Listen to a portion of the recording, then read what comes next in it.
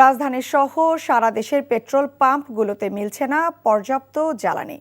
গত কয়েকদিনের মতো আজও রাজধানীর বিভিন্ন পেট্রোল পাম্পে দেখা গেছে জ্বালানি ঘাটতি। প্রাইভেট কার বা বাস, ট্রাকের পাশাপাশি ব্যক্তিগত মোটর সাইকেল নিয়েও লম্বা লাইন দিয়ে দাঁড়িয়ে থাকতে দেখা যায় তেল নিতে আসা গ্রাহকদের। এছাড়াও তেল নেই এমন সাইনবোর্ডও দেখা যায় কিছু পাম্পে। পেট্রোল পাম্প মালিকরা জানিয়েছে, চাহিদার চেয়ে তেল সরবরাহ কম থাকায় এমন অবস্থা তৈরি হয়েছে। কালোবাজারি রোধে সরকারের জোরালো নজরদারির দাবি করেছে ভুক্তভোগীরা।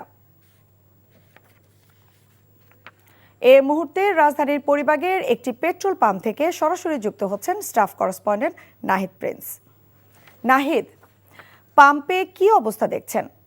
পাম্পের দীর্ঘ সারি রয়েছে। পাম্পের যে পাশের সড়ক রয়েছে, পরিবাগ থেকে শাহবাগের যে সড়কটি রয়েছে, সেই সড়ক জুড়ে দীর্ঘ সারি রয়েছে। বাইকারদের প্রচুর চাপ রয়েছে এই পরিবাগের পাম্পটিতে, কারণ ঢাকা শহরের বেশ কিছু পাম্পেই জ্বালানি তেল সরবরাহ বন্ধ রয়েছে।